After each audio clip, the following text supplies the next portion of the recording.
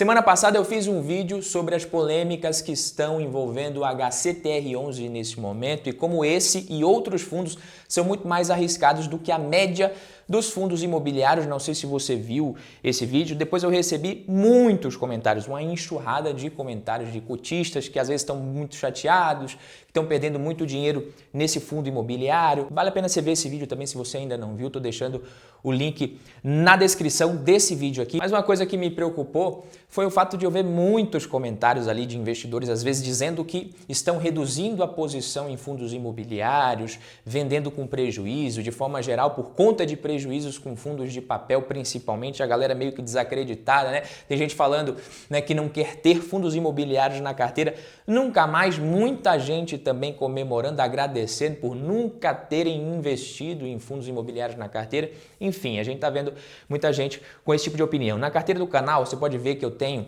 aproximadamente 50% do portfólio em ações, mas também 20% em fundos imobiliários. Esse percentual que eu quero nessa classe de ativo é de mais ou menos 25%. Então, em ações brasileiras, eu pretendo ter cerca de 30%, ou seja, devo concentrar os aportes em FIIs e ativos internacionais. Claro que vou continuar comprando ações também. A carteira ela vai ficar com mais ou menos 20% em renda fixa e 80% em renda variável. Então não é uma alocação que você diga que é conservadora, muito pelo contrário.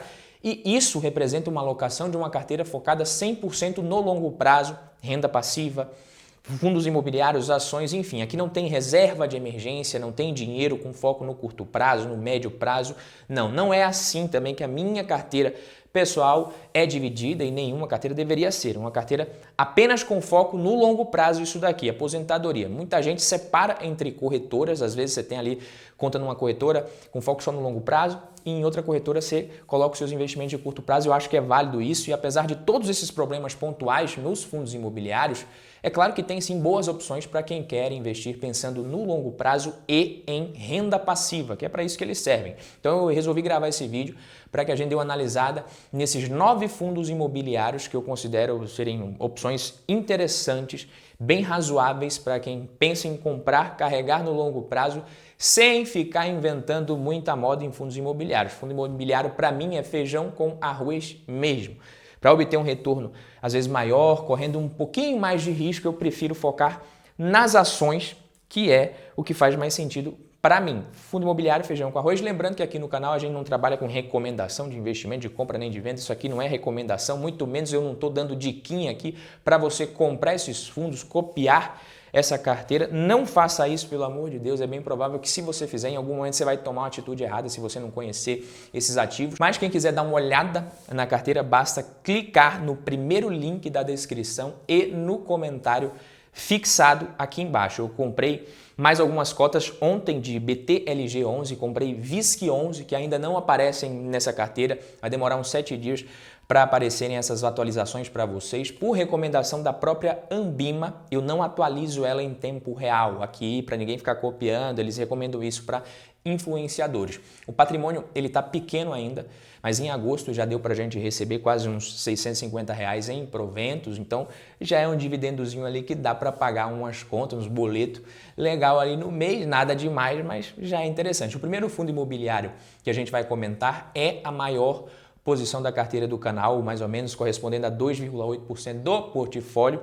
Como um todo, estou falando de HGRU11, é um fundo de renda urbana do Credit Suisse Hedging Grifo. Para quem não conhece esse segmento de renda urbana, nada mais é do que um setor de fundos imobiliários, um segmento com foco em imóveis comerciais, como supermercados, varejistas, faculdades e outros tipos de imóveis, só que em áreas urbanas.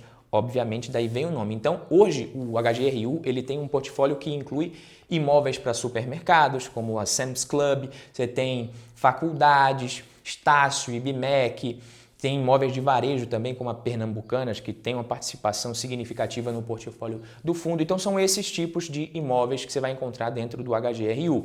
Segundo o relatório de agosto, a receita contratada do HGRU11, ela está dividida em aproximadamente 46% no varejo alimentício, 32% educacional, 18% varejo de vestuário e 3% para os famosos outros, né? O interessante é que mesmo tendo muitos imóveis de setores diferentes, de segmentos diferentes, a vacância do fundo é praticamente inexistente, sendo a física de 0,9% e a financeira de 0%.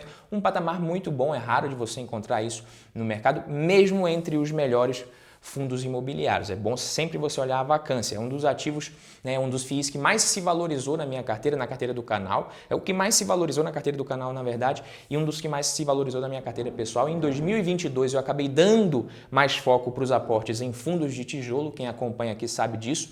Né? E o segundo fundo mais representativo da carteira do canal, depois do HGRU, ele tem 2,27% do portfólio aproximadamente, que é do segmento de shoppings. É um fundo conhecido como XPML11 para os íntimos, é um fundo gerido pela XP. O interessante é que, como o mercado brasileiro ainda tem poucos fundos de shoppings realmente relevantes, o investidor ele meio que fica entre as poucas opções que a gente tem. São bons fundos imobiliários, tem uma característica bem interessante na minha visão, que traz mais rentabilidade para esses fundos quando a economia vai bem. No caso do XPML11, o grande destaque desse fundo é a qualidade dos imóveis que fazem parte do seu portfólio. A maior parte dos investidores considera que ele investe em shoppings realmente diferenciados, que possuem mais qualidade do que os outros fundos do mercado desse segmento, focado ali em um público de renda mais alta. Então, o melhor exemplo disso é o Shopping Cidade Jardim, que é um dos mais bem localizados, um dos shoppings mais legais do país, mas outros 15 shoppings, né, do total de 16 que fazem parte do fundo também são de boa qualidade e se destacam entre outros shoppings que a gente tem, né, sejam esses desses fundos ou não também, dos fundos imobiliários ou não. Só que um ponto que meio que vem desagradando às vezes alguns investidores em relação ao XPML11 e outros fundos também, é que ele fez recentemente 2 emissões, né, isso aí por si só já não é tão bom, e 2 emissões meio que às pressas, isso é algo que o investidor às vezes precisa ficar ligado, não é nada preocupante, mas por que tanta emissão assim? Eu acho que faz sentido sim o investidor ficar ligado nesse tipo de movimentação. Novas emissões são necessárias para que a indústria de fundos imobiliários cresça, mas não adianta ficar socando e empurrando um monte de emissões o tempo inteiro. O XPLG11, ele é o terceiro fundo que a gente vai ver, também da XP, mas dessa vez aqui a gente está falando de um segmento completamente diferente do segmento de shoppings. Quem investe no fundo já sabe. O XPLG11 é do segmento de galpões logísticos, que é um fundo que representa hoje 2,44% aproximadamente da carteira do canal. Talvez você já saiba dessa informação que eu vou trazer aqui agora, mas sabendo ou não, às vezes tem gente que não sabe, eu vou contar. O segmento de logística, ele tem os maiores FIIs de tijolo da Bolsa, sendo que no caso do XPLG, não é diferente, o patrimônio muito alto, absurdamente alto, que passa dos 3 bilhões de reais. É algo meio que inimaginável mesmo para qualquer fundo de tijolo, se você for pegar a realidade de alguns anos atrás. A indústria vem crescendo, como eu destaquei, com novas emissões, crescendo por meio de novas emissões, porque é assim que um fundo imobiliário consegue crescer, já que ele tem que distribuir o lucro mais de 95% ali para o cotista. Esses 3 bilhões estão divididos em cerca de 15 centros de distribuição logísticos espalhados por 6 estados, 3 regiões diferentes do Brasil. Você tem Santa Catarina, Rio Grande do Sul, 2 em Pernambuco, 2 em Minas Gerais, passo lá direto, mais 2 no Rio de Janeiro, além de 7 em São Paulo. Ou seja, quem investe em XPLG11 não precisa se preocupar muito com diversificação. Aliás, é uma das vantagens dos fundos imobiliários em quantidade de imóveis, diversificação geográfica, isso sem falar que os galpões estão alugados para algumas dezenas de inquilinos, o que traz mais resiliência para o fundo, se a gente for usar, que é uma palavra que está na moda recentemente. O quarto fundo imobiliário, que tem também grande participação na carteira do canal, sendo mais de 2,3%, é o MOL11, um fundo do segmento de shoppings, mais uma vez, que é gerido pela Genial. É um bom fundo, eu gosto desse fundo, eu gosto bastante do MOL11, na minha carteira pessoal é a minha maior posição em fundos imobiliários, se eu não me engano. Eu aportei bastante nele em 2022, fiz vídeos aqui falando sobre isso. E uma das qualidades que eu vejo nesse fundo é que ele tem uma boa diversificação geográfica, bem ampla. Ao todo, você pega ali 9 shoppings em 5 estados, 3 desses 5 estados, Pernambuco, Alagoas e Bahia. Então não é um fundo que está 100% concentrado, não fica tão concentrado no Sudeste, apesar dos outros 2 estados que a gente tem aqui serem Rio de Janeiro e São Paulo, e eles representam a maior parte do patrimônio do fundo. E também não é ruim. Por que eu estou falando isso? Que a gente tem aqui segurança e qualidade nos melhores ativos do fundo. E os melhores imóveis do país realmente estão na região sudeste. Se a gente for falar aqui, dependendo do preço, os fundos imobiliários eles acabam fazendo sim bons negócios em outras regiões, mas qualidade, imóveis bem localizados, a gente está falando de região sudeste, em termos de realmente bastante resiliência. Outro fator também interessante que a gente pode comentar aqui é que apesar de ter 9 shoppings, não dá para a gente dizer que tem um grande mico dentro desse portfólio neste momento. E esse é um probleminha que a maioria dos fundos de shoppings vem enfrentando atualmente. Nem todos os shoppings conseguiram se recuperar 100% desde ali o começo, o final da pandemia. Esse segmento estava indo muito bem, teve uma baixa muito grande. Mas se a gente for observar aqui a taxa de ocupação, o Mall 11 ele tem uma boa taxa, vamos perceber que todos os shoppings aqui estão em um ótimo nível de ocupação, o fundo está indo muito bem. A questão é que parte da renda dos fundos de shopping, não sei se você sabe, depende do consumo, depende da receita dos lojistas também do shopping. Então, um consumo mais aquecido, isso aumenta a renda desse tipo de fundo imobiliário. Por isso que é uma boa caso o varejo comece a se recuperar. Vamos falar agora do TRXF11, que é um FII híbrido, tá? TRX que tem muitas características também de renda urbana, é o quinto fundo com maior posição na carteira do canal, 2,2% do portfólio aproximadamente. É um fundo que tem foco de atuação no varejo, em especial para o varejo de supermercados, como é o caso do Grupo Açaí, que representa 50% da receita, Pão de Açúcar, que também representa mais de 20% da receita, e outras redes conhecidas também, como o Grupo Mateus, Extra, Carrefour. Então, o fundo ele tem um pezinho no varejo relacionado às lojas de materiais de construção também, mas o foco, como eu falei, supermercado. Você tem a Obra Max, que representa 6%, o Leroy Merlin, que representa 5% também do portfólio do fundo, e por causa dessas características que eu falei aqui, até mais concentração, é um fundo que tem 97% dos seus contratos sendo atípicos. Contratos atípicos, mais segurança, né? Imagine que você vai alugar um imóvel que seja como você pedir uma pizza. Quando você pede uma pizza, normalmente você segue aquele padrão ali. Você escolhe o tamanho, os sabores, que é no máximo 2, na maioria das vezes nas pizzarias, e você paga um preço específico com base naquilo, meio que padrão ali, está no cardápio. Isso seria como se fosse um contrato típico de aluguel, onde você pega um imóvel que meio que atende a um padrão do segmento, a uma necessidade padrão do segmento, ele é alugado por um preço, como se fosse uma pizza padrão do cardápio que você pede. Agora, contratos atípicos no mercado imobiliário, né, são como se o inquilino quisesse meio que personalizar a pizza dele, entendeu? Imagina que você pede uma pizza e você fala lá para o pizzaiolo que você quer ela diferente, você quer exatamente com aqueles ingredientes, quais são os tipos de molho que você quer, se você quer uma pizza quadrada, por exemplo, ou em formato de triângulo, você está personalizando e provavelmente ele vai te cobrar bem mais caro do que o padrãozinho ali para fazer essa pizza para você. Num contrato atípico, geralmente o imóvel ele é bem mais personalizado para atender às necessidades específicas de determinados inquilinos que enxergam valor nisso e por isso pode incluir termos únicos nas cláusulas especiais ali, condições de pagamento diferentes, prazos também não convencionais, prazos mais longos. Então são fundos realmente mais seguros, são contratos, mais seguros. Ele tem um prazo às vezes mais longo, a multa é mais rígida em caso também de cancelamento do contrato, traz mais previsibilidade e segurança para o investidor, para o dono do imóvel, né? O sexto fundo que a gente vai ver no vídeo de hoje é do segmento de logística, mas um momento, se você chegou até aqui nesse vídeo, não tem desculpa para você não deixar o like, pelo amor de Deus, e também para você não se inscrever logo neste bendito canal. Então deixa o like aí para o YouTube mostrar esse vídeo para uma galera aí, ver que o vídeo é legal. E se você não está inscrito, se inscreve, ative o sino das notifications para você não perder o próximo vídeo, que eu já adianto que tá meio que polêmico, mas vai ajudar demais qualquer investidor que ver esse vídeo, o próximo vídeo, principalmente nesses próximos meses da bolsa, ao longo do ano que vem também.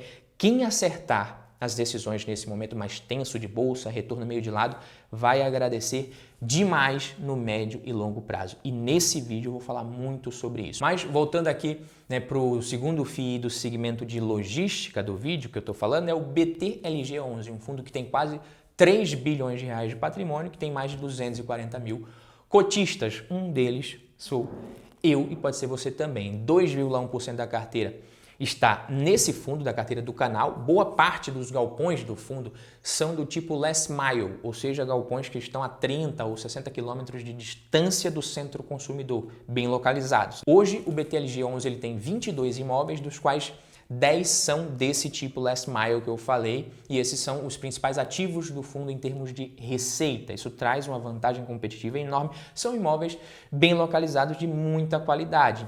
Quando a gente está falando de imóveis, localização é rei e sempre vai ser. O sétimo fundo imobiliário que a gente vai ver no vídeo é o RECR11, RECR11, um fundo de recebíveis gerido pelo Real Estate Capital, o primeiro fundo desse tipo aqui no vídeo. Representa 1,6% da minha carteira total aqui do canal. O patrimônio do fundo é absurdo, é um patrimônio muito alto de 2,5 bilhões, dos quais 2,3 estão em CRIs, 100 milhões em fundos imobiliários e 78 milhões em imóveis, que no caso esse imóvel é o Morumbi Plaza, que é uma garantia que o fundo executou em abril deste ano, se eu não estiver enganado. Um ponto que vale a pena a gente comentar no RECR11 é que ele tem a esmagadora maioria dos CRIs indexados à inflação, né? Seja através de IPCA ou IGPM, e apenas 20% em CDI. Ele tem 65% dos seus CRIs sendo do tipo corporativos, CRIs de imóveis ligados a grupos, empresas bem sólidas, mas um segmento que vinha sofrendo.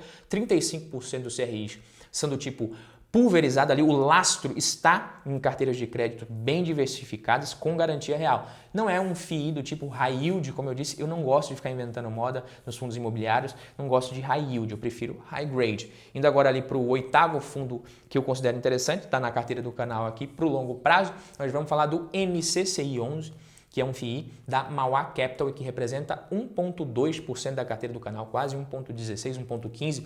E o interessante da gente comentar no MCCI11 é que, apesar de ser um fundo ligado à inflação, ele está conseguindo manter a sua distribuição de proventos ali interessantes, entre 80 e 95 centavos por cota, que é meio que o guidance do fundo que ele estava se propondo. Ele vem distribuindo 90 centavos, que resulta num dividend yield de 12,4%, e com isso ele vem conseguindo, inclusive, aumentar as reservas, né? O que é bom e a gente precisa comentar. Outra coisa, até um tempinho atrás, não sei se você lembra, 12,4% era menos que a Selic. Não sei se você lembra. Hoje não é mais. É por isso que nos últimos meses a cota de alguns fundos subiu bem, né? Então quem age de forma anticíclica costuma se dar bem na Bolsa de Valores.